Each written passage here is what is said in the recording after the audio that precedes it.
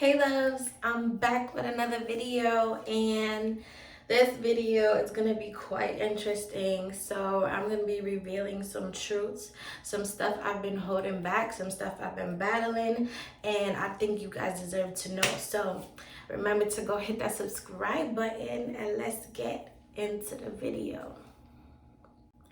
Hold on, I haven't done my intro in so long. I wonder if I still remember it. Hey sisters, you know I'm always coming to you with those relatable topics. If you haven't already, please go hit that subscribe button. And by the looks of the title, you already know what we're gonna get into. So let's get right into the video. I still got it, okay? All right, so I know that was awkward, but I just had to prove that I still got it. And I know you guys are probably wondering, like, why is she so filled with so much energy? Why is she so happy? And listen, let me tell you something. Never allow the enemy to steal your joy, okay? No matter what circumstances they think that they put you in, okay? God has the final say, all right? Never let nobody rob you of this right here. Ever. So let's get into it. I know it's been about 4 months since I've been posting. In that 4 months, we'll call it before the 4 months, because really and truly, when I did the back to school shopping haul, the mini back to school shopping haul, I was finding out some stuff that I was just like, that's a thumbnail right there, yeah. Guys, when I tell you, things have been revealing itself. And that's what's so good about God Almighty, because what's in the dark will always come to light, let me tell you.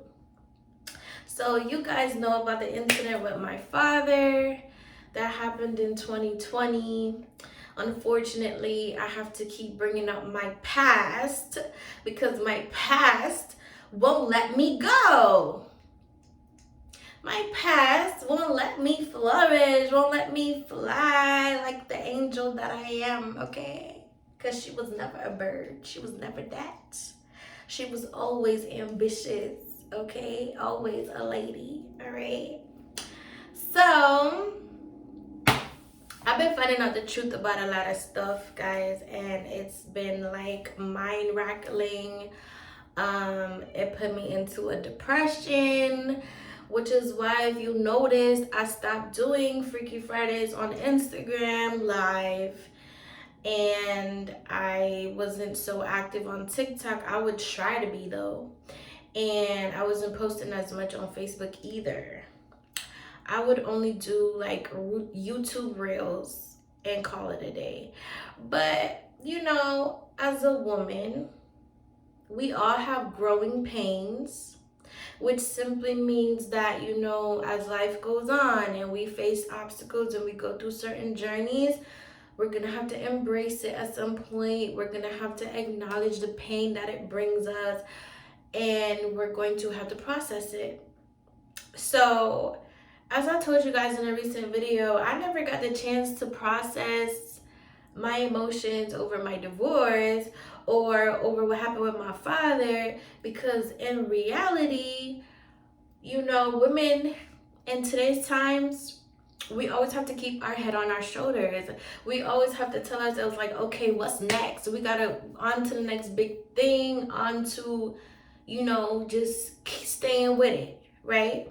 And that's what I've been doing. So in the midst of being depressed or whatever, things was just revealing itself, and coming to me, just hitting me left and right. Things about my childhood, things about my mother, things about my father, things about like just my whole life. Okay? My whole life. And I've come to realize that my whole life was a lie. My whole life was a lie, guys. I lived a lie. Now tell me, that wouldn't put you in a depression? Just tell me. So, I I used to always wonder as a child why my mother would behave the way she behaved. My mother didn't raise me, my grandmother did. Her mom.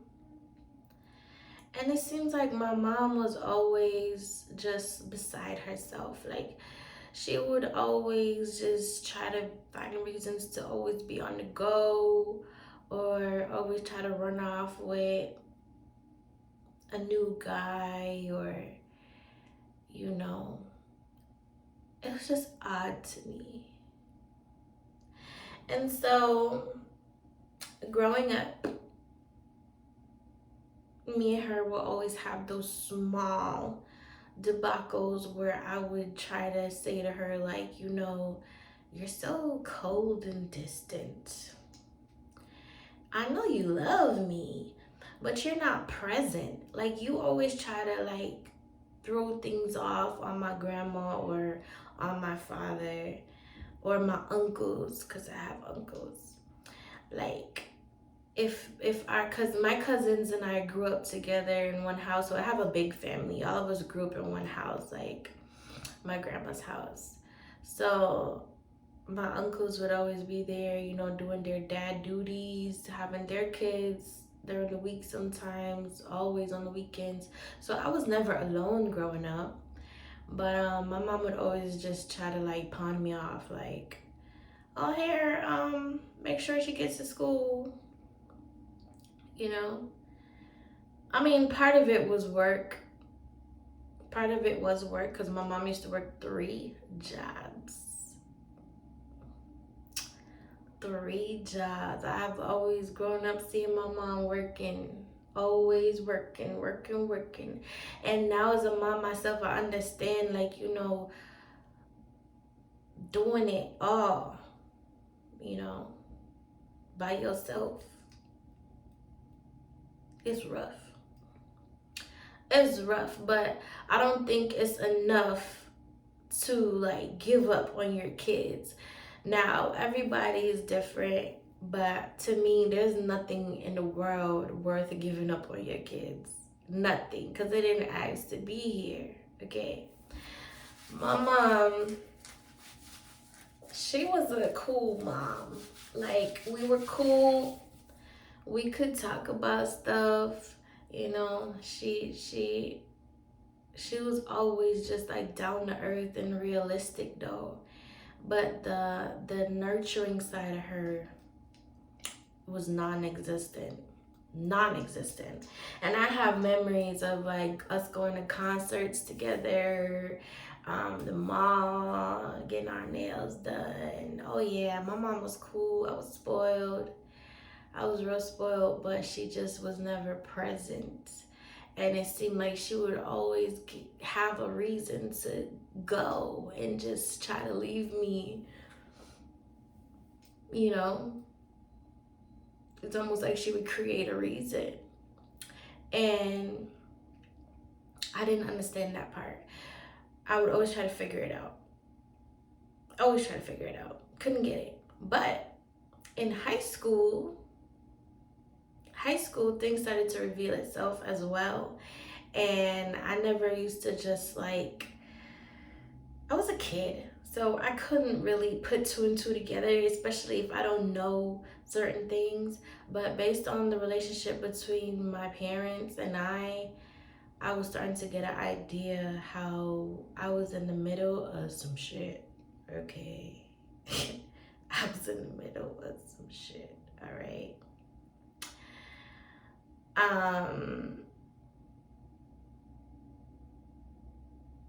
My mom was real strict with me. I couldn't go to like my high school like track and meets. I couldn't go to basketball games. I couldn't go to football games. I couldn't go nowhere. I just had to stay home and do homework. Um,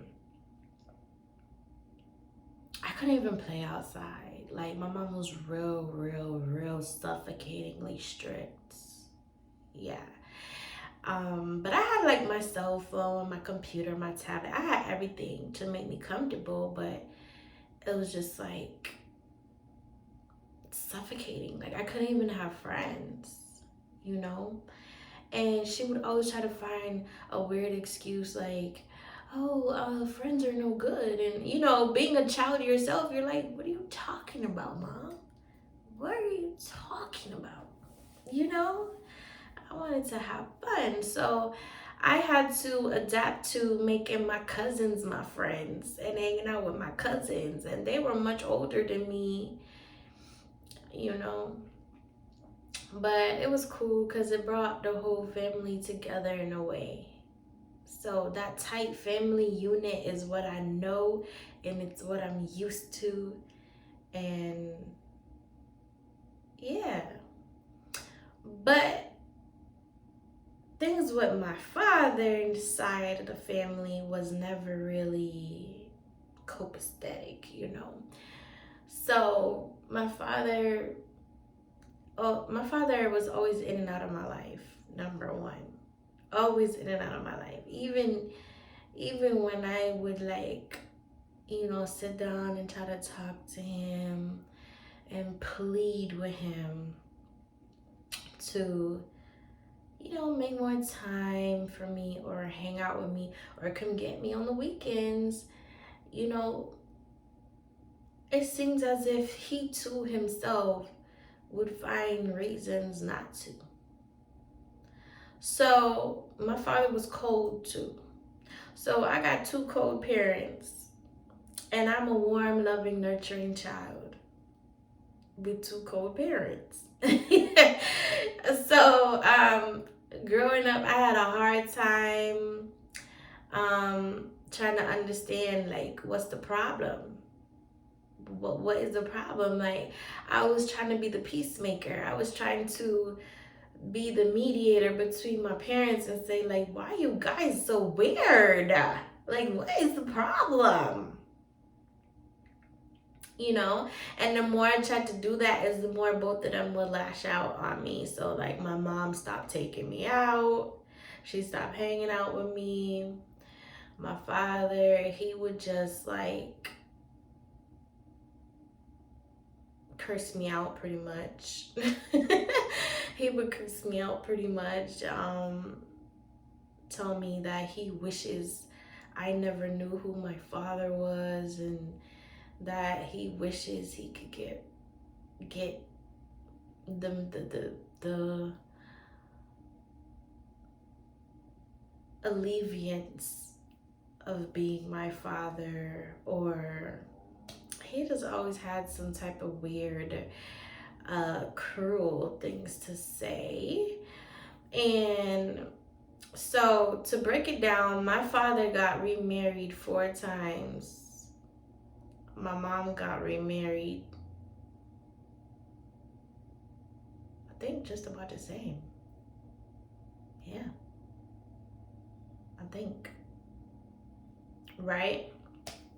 So every time my father would get married, he would go on this hiatus of, oh, I got a new family now, and trying to fix you into that is just too much. It's too much, and you're not gonna come and ruin my life. And you know, it was always stuff like that that I could never understand. But he had this one wife, her name was Angela. Me and her had a rocky start because she would tell me that she saw me as a competition, and that like she was angry because she felt like my father was still in love with my mom. So like she would take that out on me, like do weird stuff. Like when she would cook dinner, she would only give me a little bit, or give me the burnt end of the pot and give everybody else a decent share. Or, you know, my father would give her allowances and credit cards, and she would go shopping for all the kids and not shop for me. because she claims that my mom was getting child support.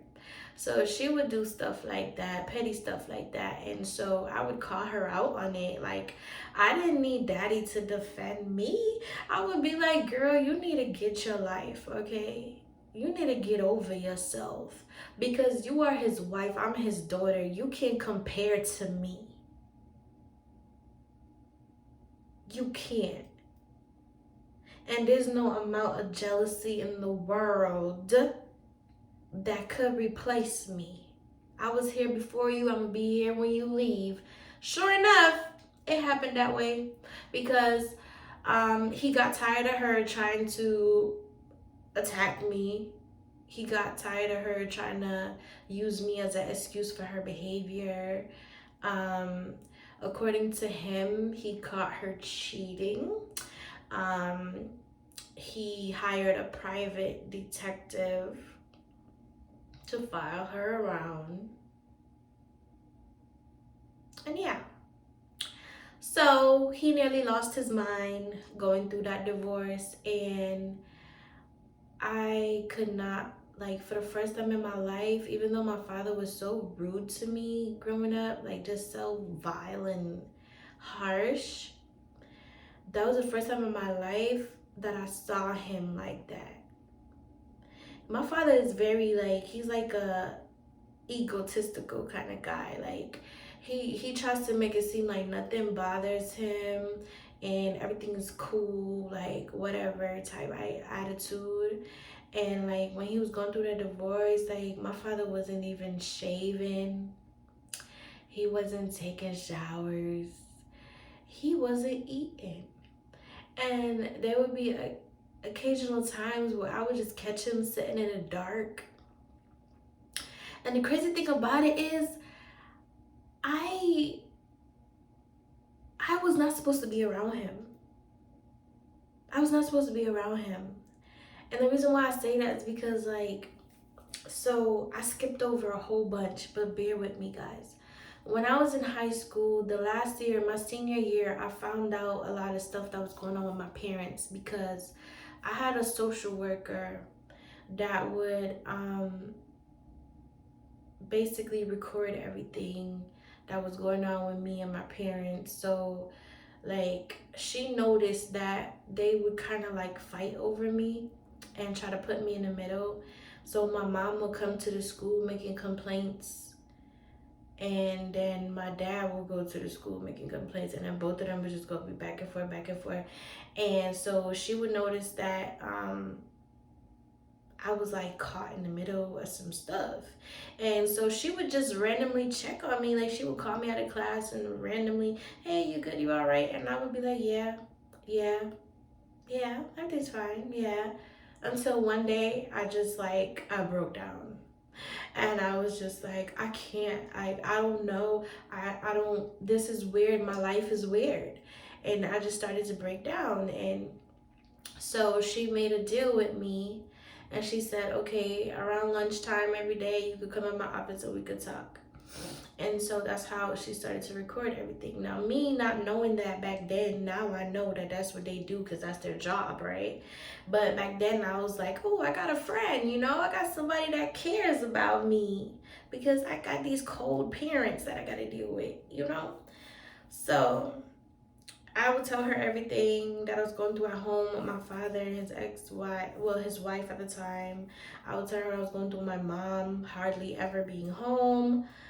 I was gone. And whenever me and my mom would talk, it would just be like high and by, like just so dry and no love. And so she said to me, well, do you think you would be happier living with your dad?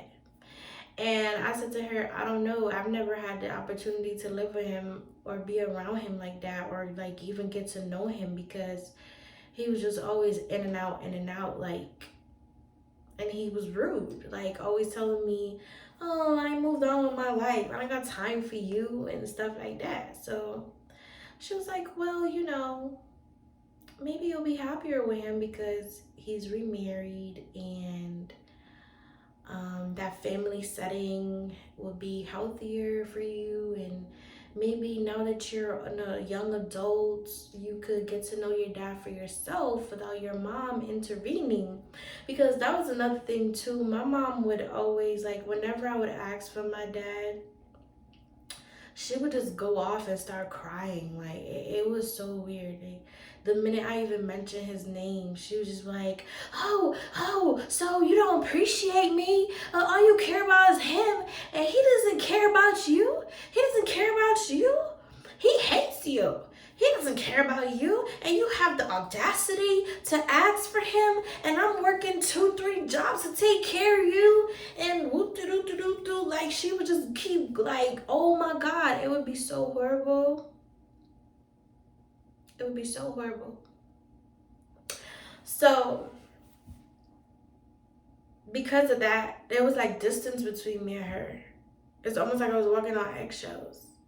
Cause I mean, I had my own cell phone and stuff, and I would text my dad, but he would never really reply because he would claim he's always busy or whatever, you know. So I just figured, like, okay, what if I just pop up at his house? Like, what if I just start popping up? Like, I'm old enough now.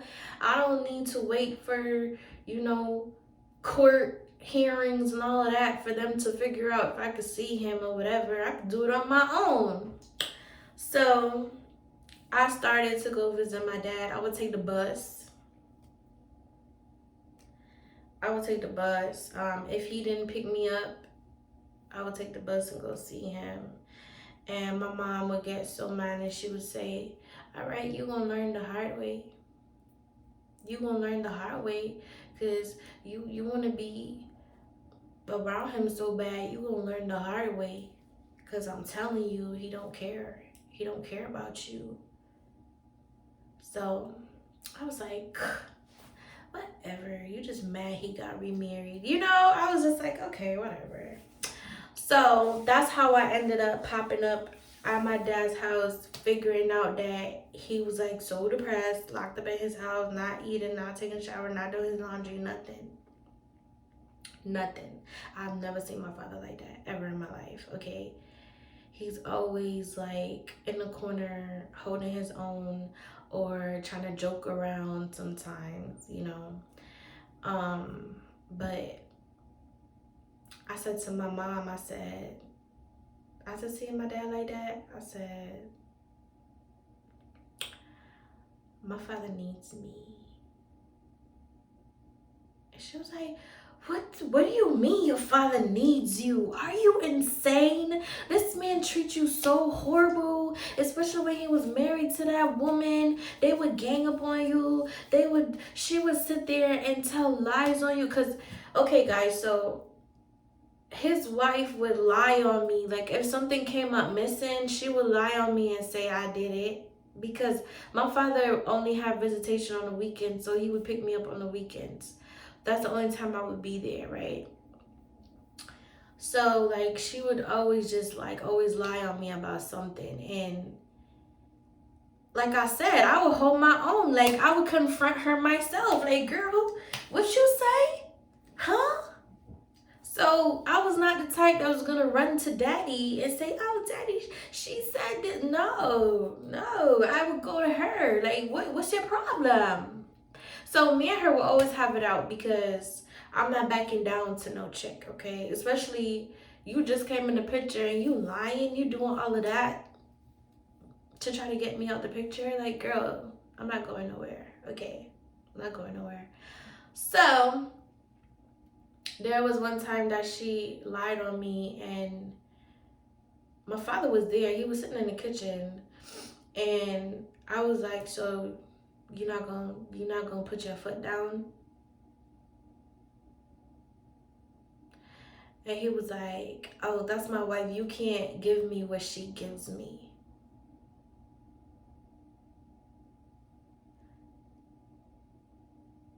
I said, excuse me?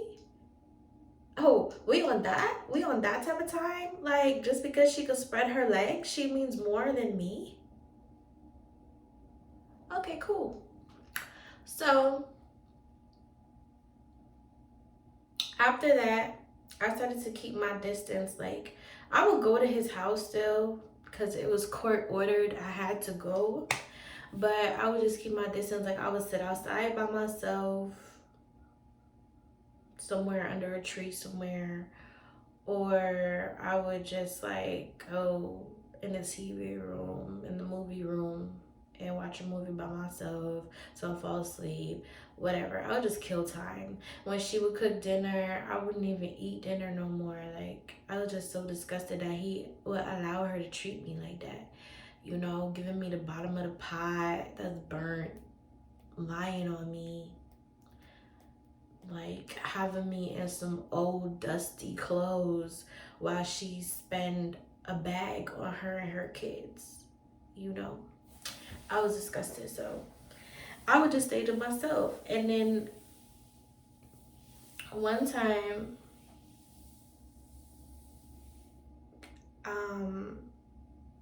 I caught her, like, cause my father would have an office. My father had an office, and he would always keep it open when he's home, but when he's not home, he would lock it. So she would go on his office computer and go through his emails and stuff like that. And whenever she would get caught, she would lie and say that it was me. So one time my father figured out that she was like using his computer, because back then it was like MySpace and MySpace and another one. It's like Black Planet or something like that. I don't know. And she was like flirting with other guys. And that's how she would hook up with other guys, because she knew that my father would check the phone bills to the house and the cell phone bills and all that. So she couldn't really you know. So she would use his computer thinking that he won't check his own computer. But she was wrong. So that's how he found out. Plus, you know, she all of a sudden went to go on all these trips by herself, and he was still booked the ticket and let her go by herself. But the flip side was he hired a private detective to follow her. And so when she came back from her trip, I will never forget it. I had just got there because I had popped up on them, like literally. I'm not gonna lie. Cause I always had to cause so my father's house, like, you gotta have a code to enter through the front door. I have my own personal code. His wife had a code, he had a code. So I would just like, hey, she's here. But one time I walked into, hey, you know, and I heard a whole bunch of screaming, help, let me go, help, let me go. Ah, I didn't do nothing. Ah. I'm like, oh no. So I run. My little nosy self, I ran. My father got her in the air by her throat, her feet dangling. I'm like, Daddy, what the hell? Like, what are you doing? And then he was like, this bitch. I'm like, I've never seen him like that. Never. Okay? So she's like, no, I didn't do it. I can't breathe. And I'm like, okay, somebody do something. Like, somebody let somebody go. Like, I can't understand nothing you guys are saying. Then he let her go. And he told her to pack her stuff and get out. Okay. This time she was like, she's pregnant. Okay. She's pregnant. I'm like, dude, she just found out she's pregnant. What do you mean pack? Like it's not adding up. Where is she gonna pack and go? So I'm trying to be the mediator. I'm crying, she crying, and he's livid. Like, his eyes are red. Like, I've never seen him like that. And then she was like, oh, he didn't come home last night, and so I waited for him to go into the shower, and I tied him up. I don't know what the hell she said she did. Like, she put a rope. She put a rope on the door handle to the shower, something. Like, she waited for him to go into the shower, and then she tied the rope, something, I don't know. And then she turned the lights off and left him in there.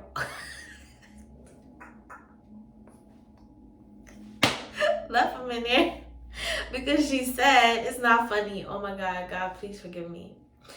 Because she said that she just got back from her trip and she wasn't feeling good, and he decided that he's gonna go out with his friends and his so-called friends, and he stayed out till 4 in the morning, and she was calling him and he wouldn't answer, this, that, and the third. So it was a little relationship drama. But that's the first time I ever seen my father like touch a woman, like, or get violent like that. Okay, so I was just like, wow, wow. Okay, how we gonna fix this? It wasn't gonna get fixed. He got some type of package.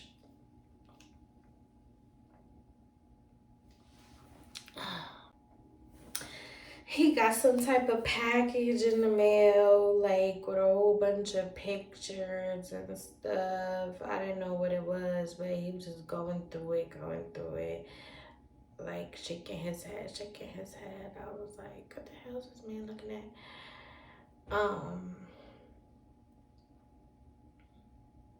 And after he got those pictures, they got into another fight. I was watching TV, minding my business. That time, I said, I'm not. I'm just sit back and watch, because you know what? She was always lying on me, being cruel, all that stuff. She going to have to stick it out by herself, okay? So at that time, I sat down and I minded my business. The only issue is they took it outside. It ended up outside. So she tried to take one of the cars out the driveway, and he was like, you gonna leave with nothing. You gonna leave with nothing. Just like when I met you, you was nothing. And, he was going off, and she was like, all right, we gonna see about that. I was like, oh my God. So the neighbors called the police. The police came. It was a domestic violence, whatever. She was told to leave. Ironically, she was told to leave. She packed her stuff, even though I guess she had nowhere to go. And that was that. They didn't arrest him or nothing, because I guess he told the police that she was the aggressor or whatever. Okay. Now, because she's mad at him, she started to spill the tea. She started to tell me a whole bunch of stuff, because even though me and her never got along, I tried to check on her. I was worried about her because she was pregnant. So I kept texting her and calling her. I said she's okay. And she started to spill the tea like, girl, your father is the worst. Like, he don't care about you. You think that I'm your enemy? Your father is your biggest enemy. You have no idea what you're going up against. Like, she was just saying a lot of stuff. I was like, oh, you just hurt. You're just in your feelings. Don't worry, it's gonna be okay. Like, I don't know what the heck she was talking about until, they separated and whatever. And like I said, I popped up one day and he was just sitting in the dark. Didn't eat. House is a mess. Didn't shave. And let me tell y'all something. If anything, my father is very clean. Very clean. Like, you will never go around him and his place is a mess or dusty. None of that. He takes pride in his environment, because he says a clean environment helps you manifest money. Like, he's that type of guy. Okay. So this is when I get back to the part where I said I went to my mom and I said, Mom, I think my dad needs me. and I don't care what you say, I'm gonna go help him. And she was like, are you crazy? This man don't give a damn about you. What are you not understanding? What don't you get? What you think you love him more than me? Oh, that's what this is? You love him more than me? Okay, go and don't come back. I was like, okay, all right, okay. I packed a garbage bag, guys. A garbage bag. I will never forget it. I packed a garbage bag with some stuff. Took the bus. My father lives like 30 minutes away from us at a time. Took the bus. Went to go stay with him. Cleaned up his house. Did his laundry. Started to look up recipes on Food Network. And I would cook for him right through the clock. Anytime I put him right in front of the big screen TV, like, come on, Dad, come on, Dad. I put him right in front of the big screen TV, you know, cut his toenails, shape them up real good to his fingernails. I don't know about giving a man a haircut, but he took it. He wouldn't let me do it because I got the clippers and everything. I'm like, come on, you not old yet. Tried to hook him up with his hairline, and he was like, okay, I got it. I get the picture, I got it. So, then we sat down. I said, okay, what we gonna make to eat here? Because he loves to watch Food Network. He's bougie like that, right? So I was like, all right, Dad, what do you want to eat? And he was like, I want some steak and I want this. And I was like, okay, bet. So I started Googling steak recipes, went upstairs. He's like, don't burn down my kitchen now. And I got to work. I made him a steak with a cream sauce. I forgot what was the name of the cream sauce. And some sauteed potatoes on the side and a Greek salad. Yeah, that's what I made. I'll never forget it. But he had one of those food trays, He had one of those food trays so we could eat while we watch movies. So I put it on there for him with a nice glass of, juice. I think it was juice. I don't remember if it was juice or a beer because I don't remember. But I gave him something with it and I folded the napkin real neat, and I served it to him and he put his foot up and he was just like, oh, this is nice. Even when I was married, I didn't get this type of treatment. He was cracking jokes.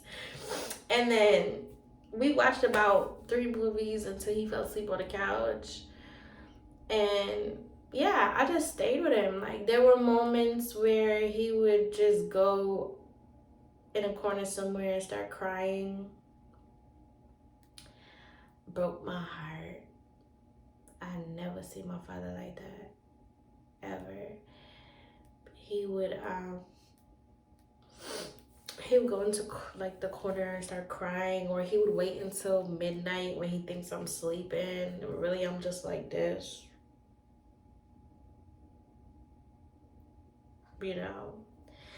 And he would start crying, but I wouldn't let him know that I knew he was crying because I didn't want him to feel less than a man in front of me, because he's egotistical like that.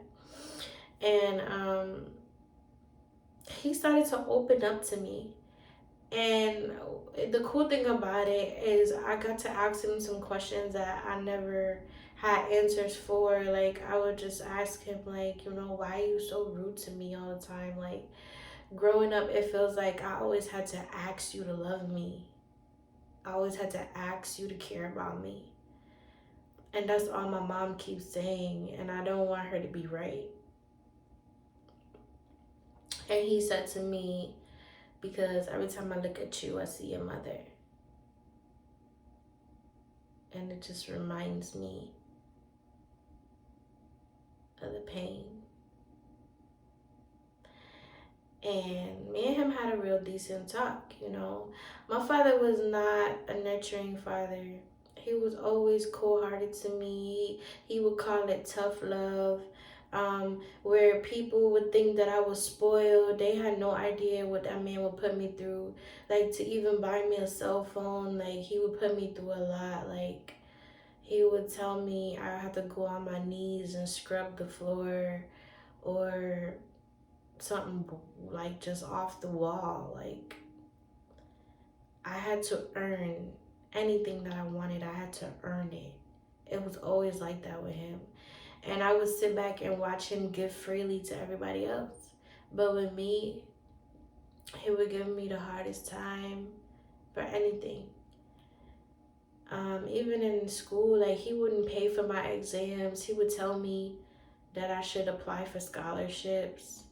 Like, I didn't even get a chance to take my, is it SRT back then?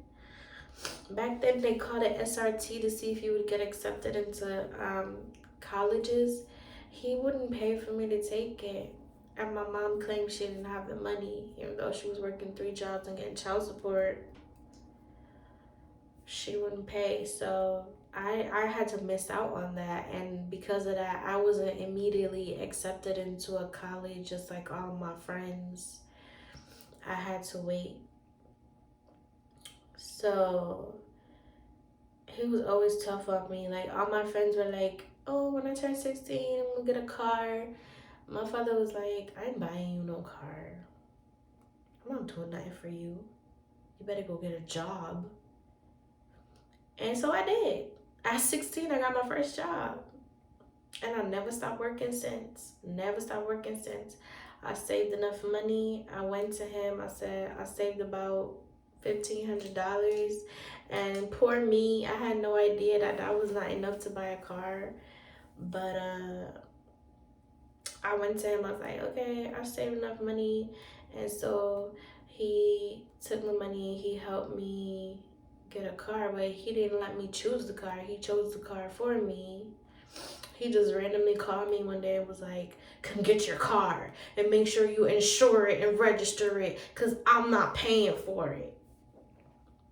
And I was like, okay, whatever. And I got my car. I thought I was a shit, you know. And I would check on him occasionally. But then it was weird because we got really close. Because I was practically like, I was practically like living with him, kind of. Because I had my own room was still there. And I had clothes there. But, you know, I was getting ready to finish high school. And I was just like, out. Like, I'm not staying in the house. Like, you and mommy made me stay in the house my whole life. I'm not staying in the house. So,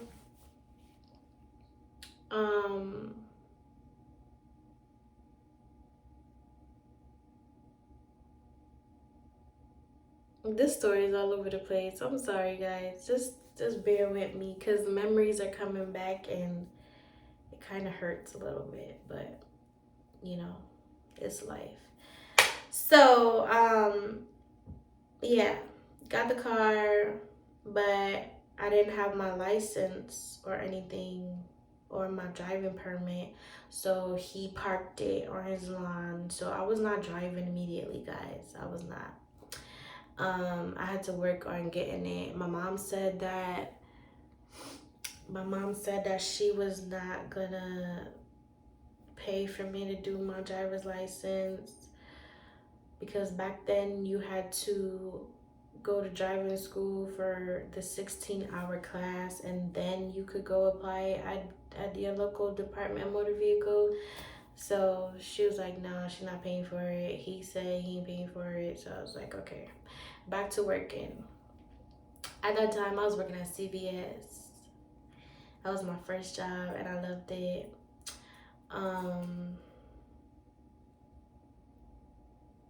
In the meantime, I was still taking buses to go see him. Call it that I was going back and forth because I felt bad for my mom. Like, she tried to guilt trip me, and I felt bad because I stood my ground. I was like, whatever, I'm still going.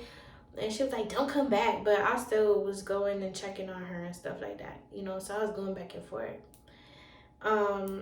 Oddly, out of nowhere, even though me and my father was finally having some peace and getting to know each other, and you know, I was getting some answers to some stuff that I didn't understand, because my last few years of high school was rough, guys.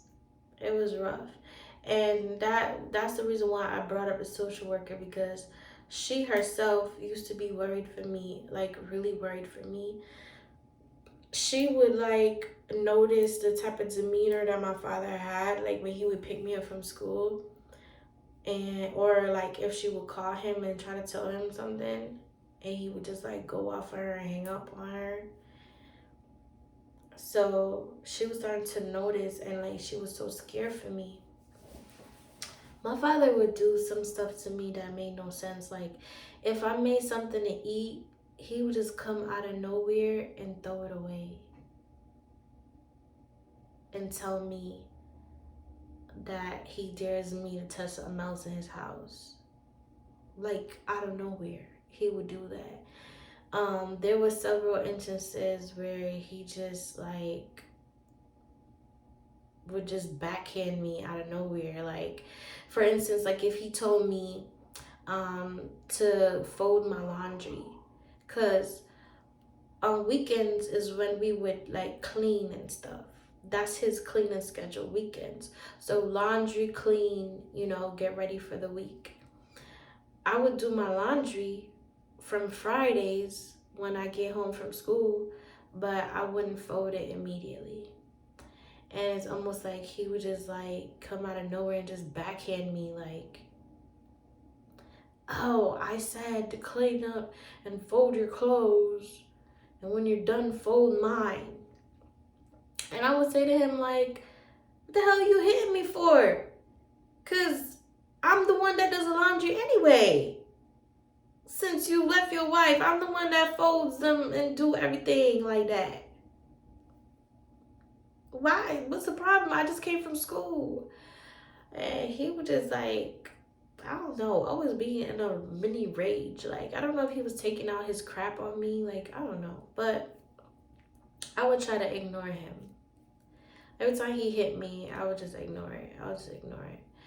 Until it got to the point where he started to like text me during school hours telling me that he could me and nobody would look for me and nobody would know and stuff like that. And I started to show it to my social worker, and she started to get scared. Like whenever I would have a doctor's appointment and he would have to pick me up from school to bring me to the doctor's appointment, he would say, did nobody tell you to come live with me? I don't even want you in my life. I don't want you. Find your own way to your doctor's appointment. Okay. So I would take the bus. And when I take the bus, he would still turn around and attack me for it as soon as I got home. He would just be like, oh, what you think this is? What you think this is? You think you could just go do as you please? You ain't grown. You don't pay no bills in here. Bah!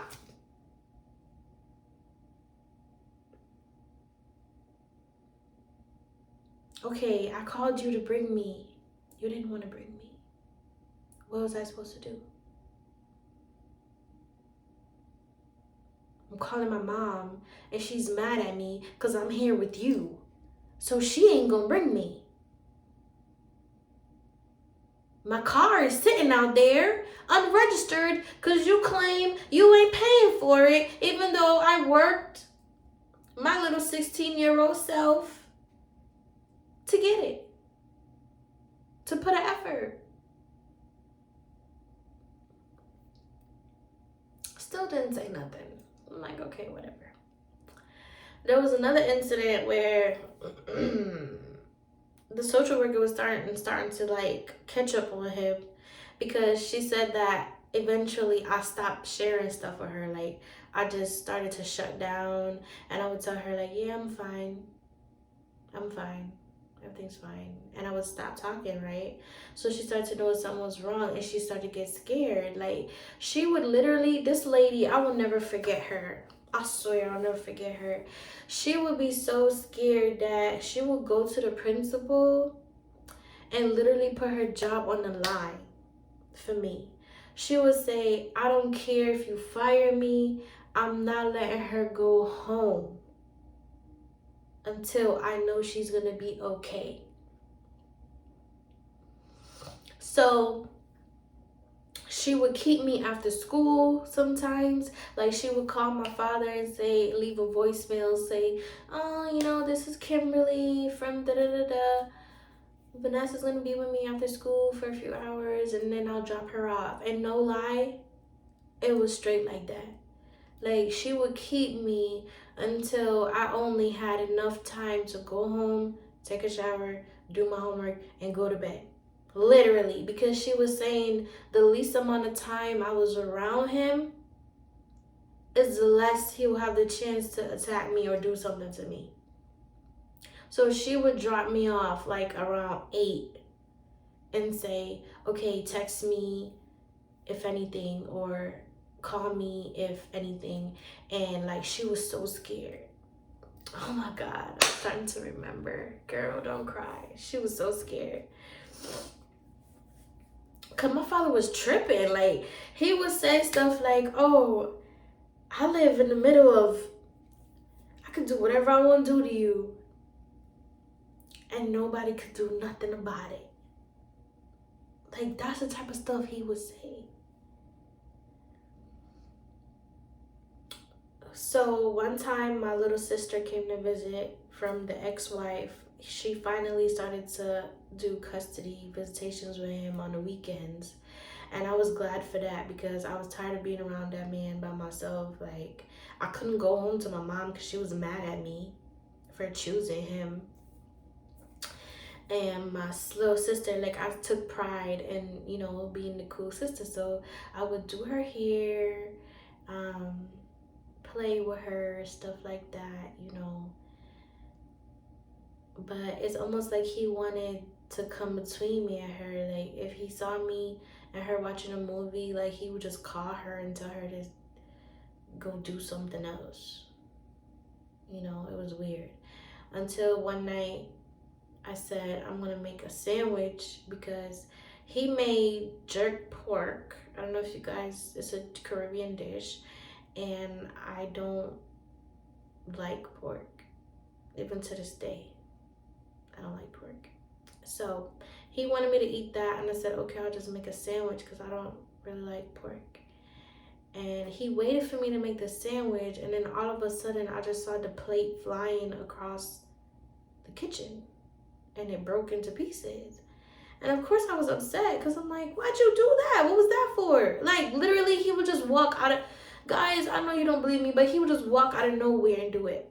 Like, we wouldn't argue nothing. He would just walk out of nowhere. And I start crying. I'm like, what's your problem? Like, I'm arguing with him. Yeah, I'm arguing with him. I'm like, you know what? I've had enough. I said, I had enough. Like, I came here to help you, you know, heal from your divorce. I'm here for you, and you're treating me like I did something to you. And I can't even go home because my mom is mad.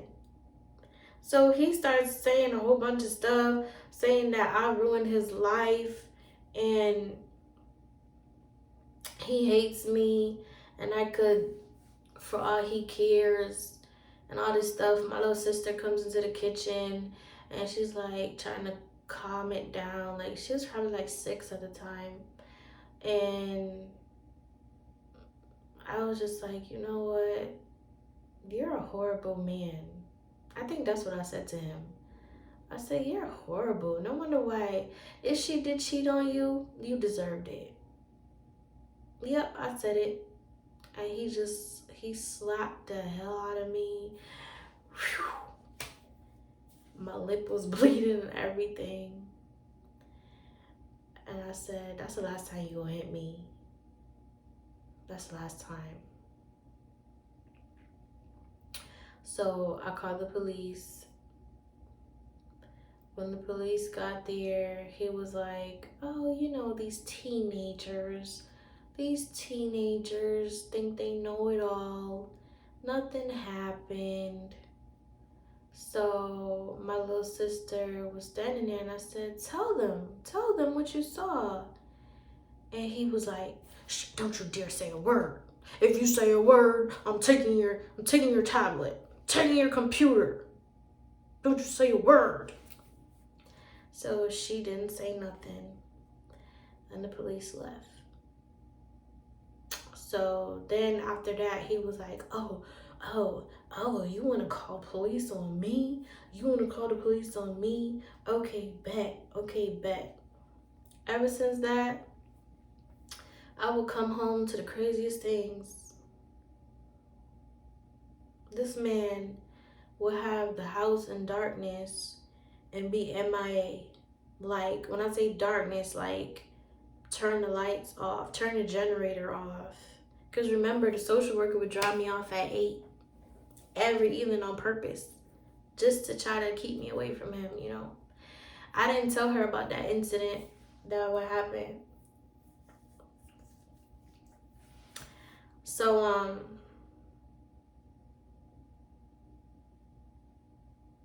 yeah. I'm trying not to cry, guys, because I'm remembering it. She noticed something was wrong, though, because my lip was, my lip. And I was always with her. I was in her office most of the day until school was over. So she noticed, and she kept asking me. I told her nothing happened. Little to be known, I guess she got tired of me going through it, and she made some phone calls to Child Protective Services, and they came to the house to investigate. My father said, oh, she hit herself. She's crazy. She hit herself. Don't you know that she's insane? That's why her mother left her here. I didn't care to explain nothing because I was still mad at the fact that he busted my lip. So I didn't even care to say nothing. I was sitting in my room and the 2 caseworkers came in there and they said, we're gonna do a mental evaluation on you because your social worker has been reporting some things, and we've been investigating your father, and we want to know what's going on so that we can help you better. So we're gonna ask you some questions, and then we'll determine if you need to enhance your mental health. I said, okay. They asked me, have you ever tried to hurt yourself? I said, no. Have you ever been sad? I said, not until yesterday when he busted my lip. She said, has your father ever been violent before? I said, all the time. All the time. She said, what was his relationship with your mom like? I said, I don't know. They just always hate each other, I guess. She said, on a scale of 1 to 10, how sad do you feel? I think I said 6. And she said, do you eat? I said, he beats me and throws my food away. So I only eat school lunch if I have school lunch money, because I could barely keep my little job nowadays. And she said, why? I said, because my social worker is so scared that she won't let me out of her sight. And so I can't take the bus and go to work no more. Because even when I do take the bus and go to work, he flips out and says, I think I'm grown and whatever. So she said, okay, do you get along with your siblings? I said, yeah, I love them, but they just started coming around. And she asked me another question. It was kind of like a trick question, but back then I didn't know it was a trick question, you know. And so I answered. I can't remember how it goes. Like she said, when you're by yourself, do you think of, oh, she said, when you're by yourself, do you have any like weird thoughts? And I said, yeah, I want to run away. I remember that. I said, yeah, I want to run away. And she said, okay, that's it. Don't there no further questions. And then she went to my father and she asked him a whole bunch of questions. And he was just like, oh, you know, these teenagers, these damn teenagers, you know, they're out of control. They're hard to deal with. Just lock her up. Just lock her up. Just take her. Just take her. I'm gonna be bothered with her. Her mother doesn't want her. Like, we don't have time for her. Just take her. And the lady, I think she dropped her pen and she took a step back and she said, oh, I see clearly now. And she left. So, only to find out, my social worker told me that Monday, because that was a Friday, she told me that basically my father put all the blame on me, said I was out of control, this, that, and the third, and nothing came of the case. Okay. She tried to call my mom. She called my mom. She put it on speaker. You know, of course, I'm sitting there crying, like, I want my mom. I want to go home. She put on speaker and she said to my mom, your daughter is going through hell and she needs you. And I will never forget it. My mom said, well, that's what she wanted. What do I gotta do with me? And she hung up. She hung up. My heart snapped. My heart snapped because she didn't even know like half of what I was going through. She didn't hear nothing. She just didn't care. And I was like, am I gonna go to an orphan? Like, what's gonna happen to me? And she was like, girl, no, you're gonna tough this out. You're gonna make sure you graduate. Okay, you only got 1 year left. Make sure you graduate and you're gonna be okay. I'm gonna guide you and tell you what to do. From now on, just ignore your father as much as you can. Just ignore your father as much as you can. And I was like, okay, bet, I got this. So we continued our routine. He would just randomly be MIA after school all of a sudden. And one night she dropped me off at 8 and like all the doors were off the hinges. The front door, the back door, all the windows were wide open and the house was dark. And she was like, you sure? You sure you're gonna be okay? And I'm scared, I'm trembling. I'm like,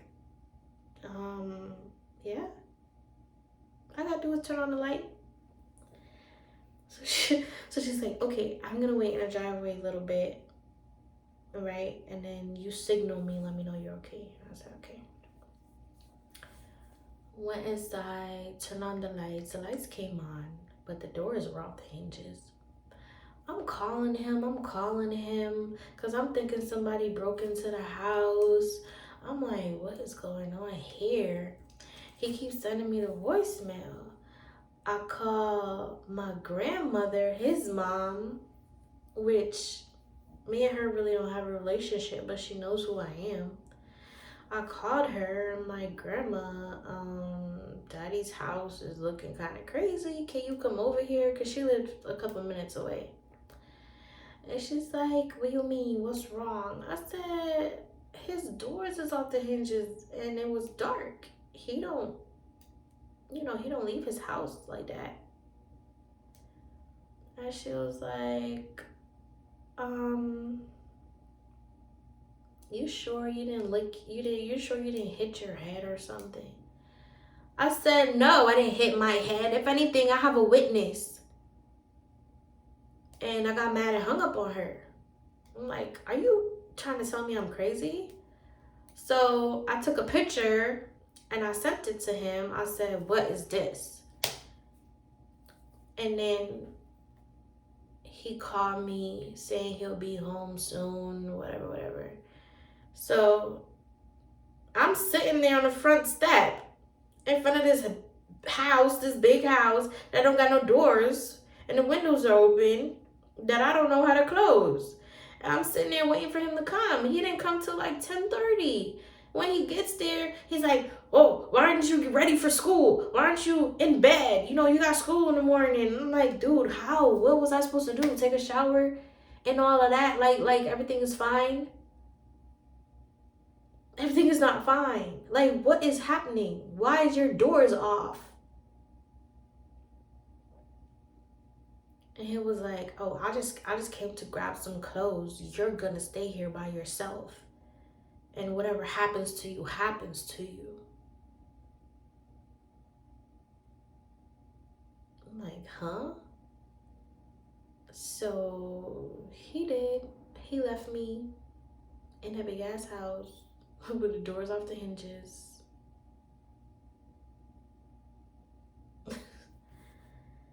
He did. He took some clothes and he left.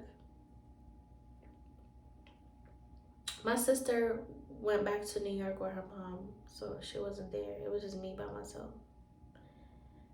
And I will never forget it. That was the first time I ever read a Bible. I found the Bible. I didn't even take a shower. I sat in my room on the floor with the door closed. I remember pushing, because in my room there's a desk. There's an office desk. I pushed it in front of the door as much as I could. And I closed all the blinds in my room. Pulled out the curtains. And I just kept reading and praying and crying and praying and reading and crying and praying and reading and crying. Saying, God, what am I gonna do? What am I gonna do? This man doesn't love me. And my mom is mad. And I just wanted to see if he loved me. I just wanted to show him the love that maybe he never got. This is why he acts the way he acts. I sat there and I talked to myself. Like, yeah, maybe I was losing my mind. Because I couldn't believe it. And I said, okay, how can I get through to him? How can I let him stop doing this to me? So I literally stayed up all night. I didn't sleep. And as soon as the school bus came, I was on it. Went to school. Still didn't tell the social worker. I didn't tell her nothing. And I went to the local pharmacy, because where my high school is, there's like some stores like right around the corner. I went there and I got him a card. And I said, okay, I'm going to tell him how I feel. Maybe if I tell him, show him that I care, he'll stop. And I wrote him a card. I said, dear daddy, the only thing I've ever wanted was to get to know you. And that's why I was willing to sacrifice my mom's affection for you, because I know her, but I don't know you.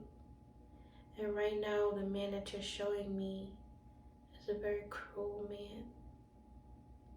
And I don't want to remember you like that. I'm willing to try, and I'm willing not to give up on you. I love you with all my heart. And I did a little hearts, and I put it on his bed in his room. When he came home, he read it, and he didn't say a word. He didn't say a word. He didn't say a word. So I went back to school. I told the social worker, I said, this is my fault. Like, he really, my mom was right, and I need to go home. I can't stay like this. I need to go home. I don't care what you gotta do, what you gotta say. I gotta go home. I learned my lesson. And I haven't slept. I haven't eaten. I'm tired. I lost my job. Like, I can't. I don't even care about the car. He could keep it. I was just like breaking down. And she knew, because she never saw me like that. Because I always hold it in. Like, I always tell her, yeah, everything's cool. Everything's fine. But I just walked up in her office like, and she was on the phone too. I said, nah, I don't care what you gotta do. You better do something. I gotta go home to my mama. I was in tears and everything. She called my mom again.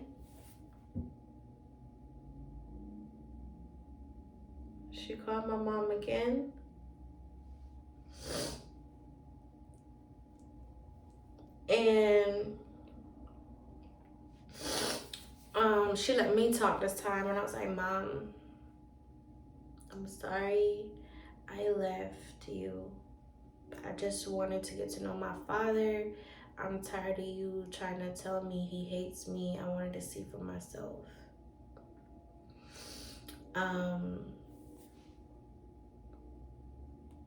He was sad, and I never saw him like that, and I just wanted to show him some support. But it's over now, and I want to come home, and I'll never do it again. And she started crying, and she said, I can't, because you left. He took me to court saying that he's taking care of you because you live with him. He stopped child support, and he made me give up my rights to you. I no longer have rights to you.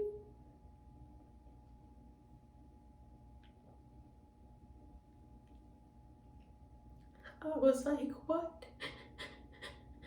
Huh? What? I remember that feeling like yesterday. I dropped the phone.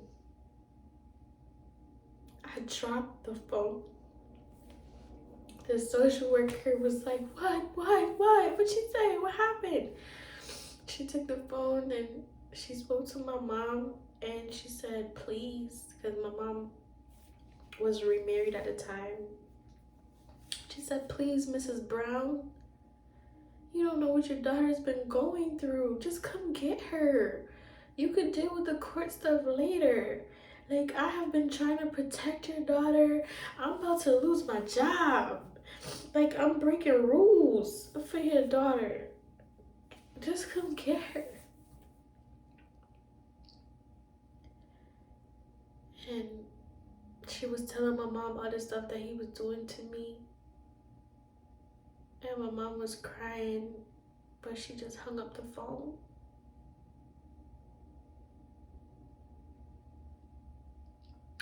She hung up the phone.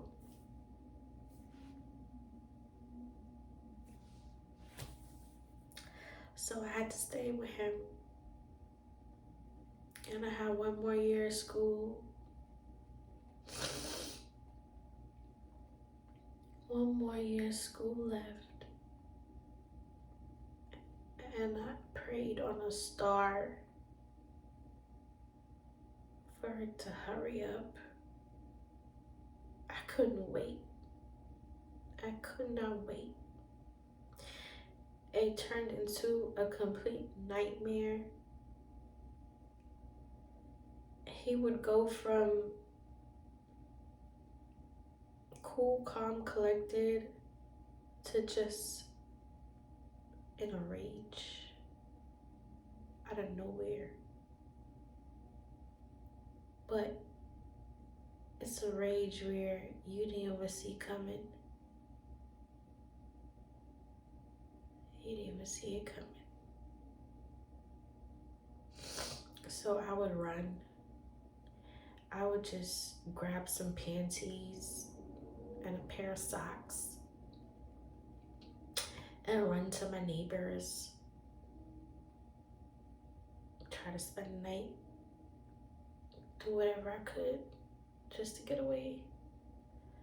And then I would just hop on the school bus in the mornings like nothing ever happened. I will never forget those neighbors. My father had a lot of friends back then. He had a lot of friends that look up to him and, you know, make him feel like he's that guy, you know. So they would pop up a few now and then. And one time he went off on me saying that I'm the reason why he has no more friends. But I didn't know what he was talking about because I don't talk to his friends. I don't talk to them. I was at school. And he went on to say, his friends are starting to say that every time they come and see me, I'm sad, I'm unhappy, and they're questioning him about it. They're seeing scars and they're questioning him about it. And I'm just like ruining his life. And why don't I go away and stuff like that.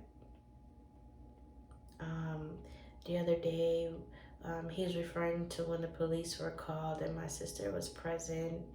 He said that was embarrassing too, and all his neighbors keep asking him about it.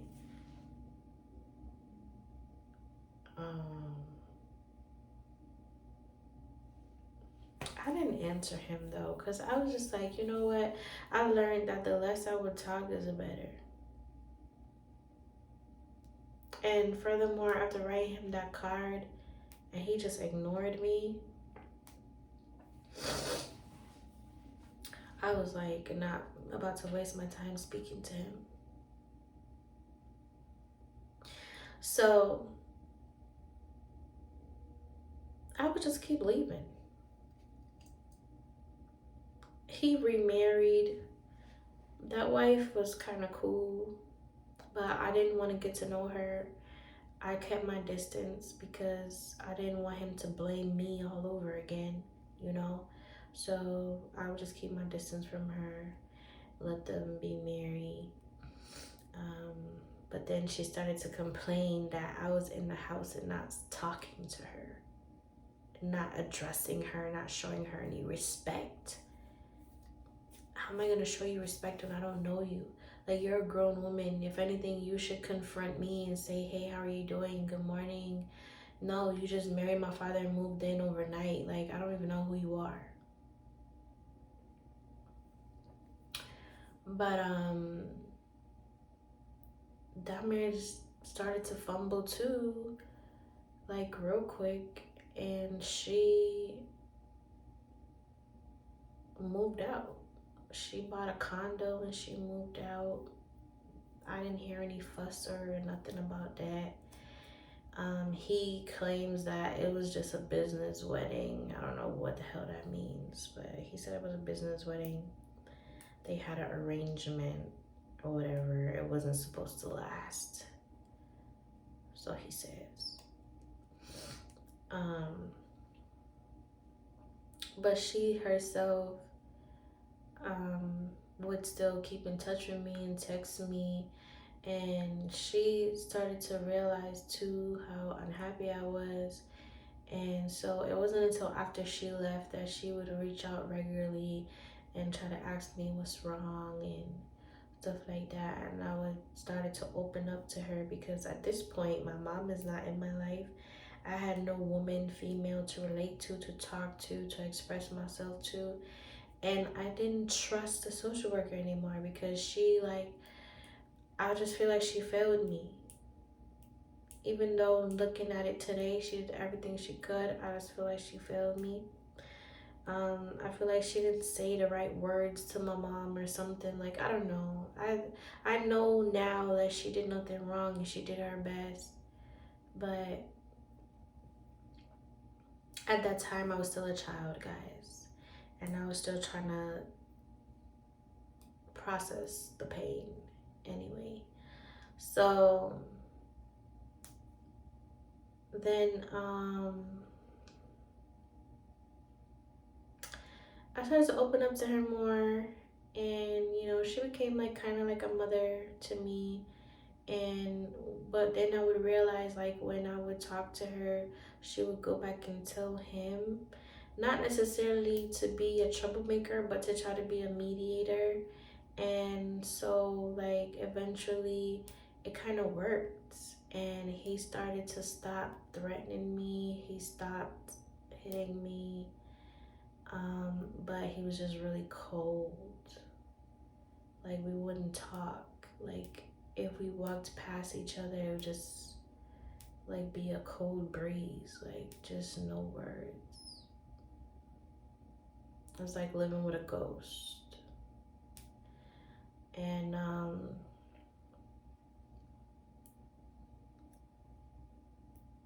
said, okay, well, gotta graduate somehow. Gotta get myself through this. And then I met my first love.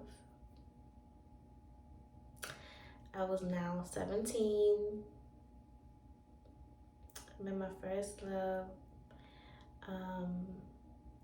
When we met, it was odd because, like, I was at school and I signed up for track. I was trying out for track, and there was like a whole bunch of girls with the football players just sitting by or whatever. And one of them called me over and we were just chatting. And then next thing you know, they were like, oh, you want to hang out after school? And I was like, sure. In the back of my mind, I was like, yeah, my father's gonna flip the hell out. But I was rebelling. Like, I didn't care. I said, I'm almost 18. This is my last year of high school. I didn't get to do nothing fun for high school. Like, my whole entire high school life was just like so traumatic and nothing fun, no fun memories, no nothing. So I was like, okay, whatever. And so after school, we met up in the locker room, took our showers or whatever, and she was like, she's gonna take the bus to meet up with her sister, her older sister. And I said, okay. I didn't know where we were going, but I went. And I went with her on the bus. I texted my father, let him know that I'm out with friends. He didn't respond because he didn't care. And we met up with her sister.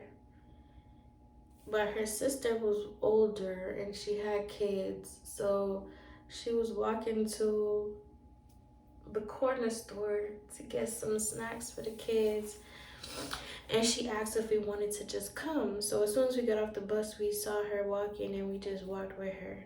And when I walked with her, um, this red car, it was like a red Honda Civic, pulled up. And then I heard one of the other girls, because it was like three of us, say, "Oh, there's my brother."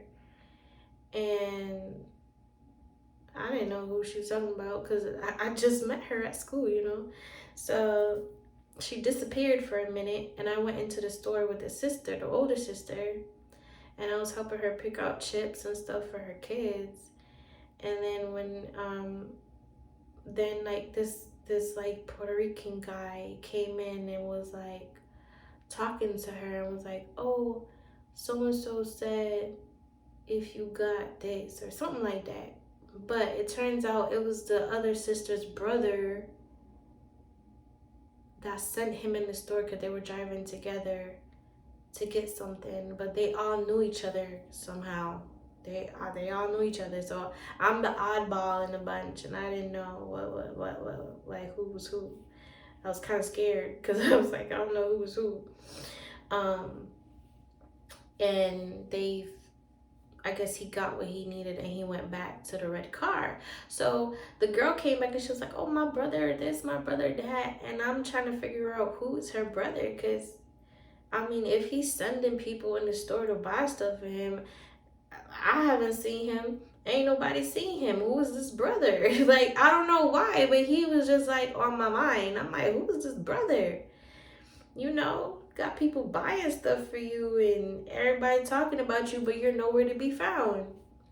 So we're walking out the store and we walk down the street to this house where it's like they're cooking out, they're playing music, and I'm scared as hell because I've never been out the house. Never been out the house, always cooped up in the house. Never been around people like that outside of school. So now I'm starting to get scared and I'm like texting my mom like, I know you don't care about me, but I'm on the opposite side of town with some friends, and if anything happens to me, at least you know where I am. And she texted back and said, "Okay." So we were there, and then this red car comes. It's the same red car from the corner store, but still nobody, nothing. So the girls were like playing rope.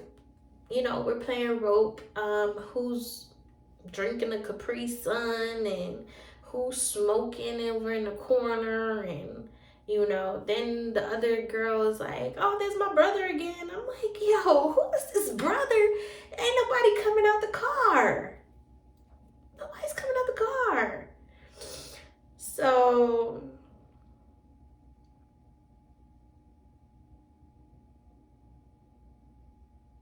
I'm like peeking.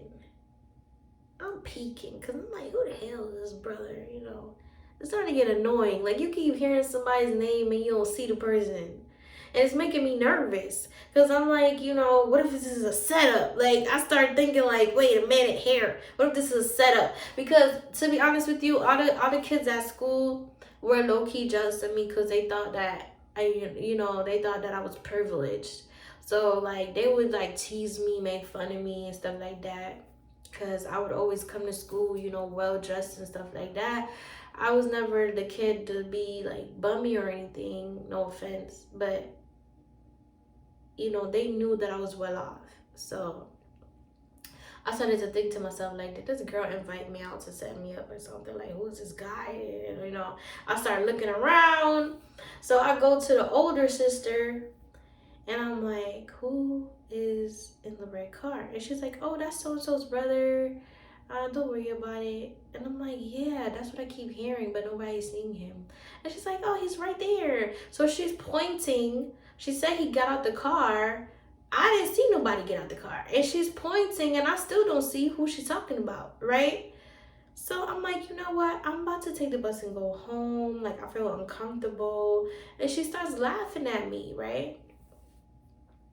So then the same girl that keeps saying it's her brother, she comes to me and she's like, can I use your phone? And I'm like, why? And she's like, oh, I want to call my boyfriend, but my brother is here. So I was like, okay.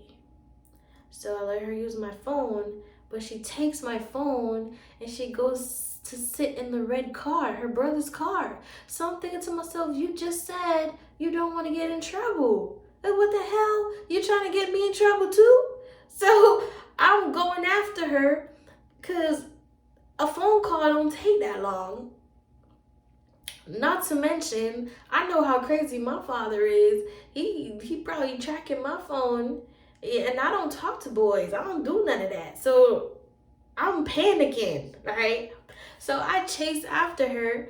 I'm knocking on the window because she's sitting on the passenger side. I'm knocking on the window. I'm like, can I have my phone back now? It don't take that long.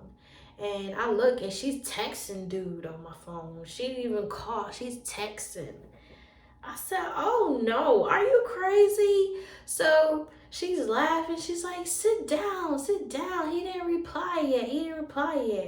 I said, I can't sit down. I don't know whose car this is. You know what? This is too much. So I started getting upset. And she's like, calm down. What's wrong with you? You act like you never been outside. I said, I don't do this. This is not my life. I don't do this. So she's like laughing at me. She is laughing at me. So she's like, sit down. Just sit down. We're not going to stay long. Just sit down. So I sit down on the driver's side and she's still texting some guy on my phone. And I'm like having a meltdown. I'm like, Jesus, I don't know. I done been through so much with my father already. Like, graduation is so far. What am I gonna do? I'm like stressed, right? Then I hear this guy's voice out of nowhere say, did you ask me if you could sit in my car? And my heart starts pounding because I'm like, oh God, you see, I told this girl, I told her. I start pounding like I'm looking around and I don't see him. So I'm thinking I'm losing my mind. So I said to her, I said, did you hear that? And she said, oh yeah, that's my brother. Don't listen to him. So I just finally blurted out. I'm like, who the hell is this brother? Because I don't see nobody, okay? And I know I'm not crazy. Who is this brother? And she's like, look, he's right there. So he said that to me, but he stood in the back of the car. So if I had looked in the rearview mirror, I would have saw him. But I didn't see him. He went and stood at the back of the car and then he yelled it and was like, did you ask me if you could sit in my car? So I heard him because the windows were down, but it felt like he was right next to me. So I get out the car and I'm like, oh, you're the brother. So he was like, what's that supposed to mean? I said, well, listen, your sister told me to sit in your car, so any problem you got, take it over her. And then he was like, get the out of here. Like, he said something rude, right? So I was about to say something back rude. And then he was like, oh no, I'm just joking. You could sit there. And he started smiling. So I was like, I don't want to go in your dusty car anyway. I was like, tell your sister to give me my phone. Because she over there texting guys and I'm about to get in trouble. And he started laughing at me. But then he went in the car. So I came out the driver's side and he sat down next to her and he was like, give her phone. Because if you don't give her phone, I'm going to tell mommy. It was so funny. And she started arguing with him. And she got mad at me. She's like, why you tell him? Now I'm getting in trouble. Why you tell him? It was so funny. And then I was like, you know what? I'm out. So I took my phone from her. I said, you know what? I'm gonna figure out how to take the bus and go home because this is madness. I don't belong here. This is too much drama. Now I'm getting blamed for stuff. You know, I'm like being the party pooper. So the other sister, she was like dancing and stuff for her kids in the front, and I'm going to tell her I'm leaving. It was nice to meet her. And she said, okay, nice to meet you too. But as I'm saying it to her, I could see that the brother and the sister, like they were in the car whispering, but I left them arguing. So I'm like, okay. So she gets out the car and she's like, oh, don't worry about it. He's not gonna snitch on me. Don't worry about it. I said, okay, cool, but I'm going home. And she's like, no, you can't go home. You can't go home. You gotta stay a little bit. We just got here. And really and truly, all of this happened in the space of an hour of being there for like for real, for real. So then he's driving off. That Puerto Rican boy that came in the store earlier jumped in the car with him. And then he pulls up on me and he's like, oh, I'm gonna buy some food. You wanna come? Trying to say it all smooth. I was like, no, I don't know you. And then the girl's older sister was like, yo, gotta say it like that. That was rude. I said, no, for real. Like, I don't know him. He could be a thief or something. And she started laughing. She was like, nah, he's cool. You could go. You're gonna be safe. I was like, you sure? If anything happened to me, I'm telling my mama it was you. And she started laughing. She's like, no, you could go. You'll be safe with him. So I was like, okay. And he was still staying. He was still waiting for me to answer. So I was like, okay, I'll come, but I'm sitting in the back. And he was like, all right. So I sat in the back. We went to Burger King. I'll never forget it. We went to Burger King. And he was like, you want anything? And I was like, no, I'm not hungry. And he was like, you act so stuck up. What's your problem? You act so stuck up. You want to, why'd you come? Why'd you come if you're not hungry? And I said, okay, I'll take a fries. I said, okay, I'll take a fries. And he paid for it. And I was like, keep the window down because I don't trust you. And he was laughing. So we went right back. We went right back to the cookout or whatever. And I was eating my fries. He was playing music from his car. Everybody was dancing and stuff. Me and the girls was playing jump rope and stuff. And that's how I met my first love. And after that, me and him was just like, he would ask for me. That girl at school kept coming to me saying that he was asking for me.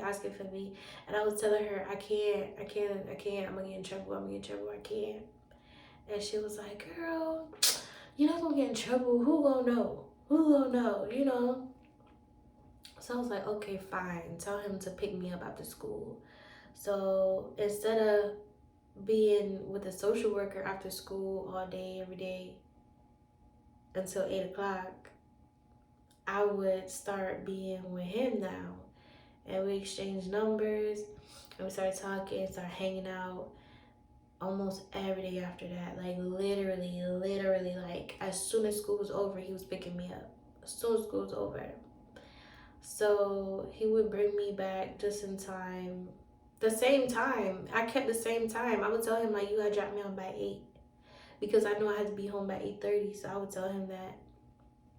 But he was just such a gentleman, yo. He was a gentleman. I never experienced a man like that before, you know, because my dad was a jerk. So he was like so peaceful, and he would open a door for me. Anything that I wanted, he would buy. We talked about a lot of stuff, and the number one thing that we both had in common is that we had horrible fathers. We had toxic fathers. Oh my God, the stories he told me about his father, like I cried. I was like, your father did that to you? I started crying for him. It was funny. Like, we would tell each other stories and cry with each other about our fathers. And I think that's what brought us together. Because let me tell y'all, you may be thinking like, oh, she barely know him and started hanging out with him. She probably slept with him. None of that. None of that. Like, he was real cool and laid back. He wasn't even trying to get in my drawers. Like, it was not like that. Like, if anything, we were best friends. It's crazy. Like, we just understood each other. We enjoyed each other's company, and we were like best friends. We built like this solid friendship, no doubt. And so after I started sharing with him all the stuff that I was going through with my dad, he started to check on me often. Like, often. Like, he would text me all day in school, text me all night, and pick me up after school and make sure I was back by 8:30 so that I didn't get in trouble. Sometimes he would bring me lunch because school lunch was horrible.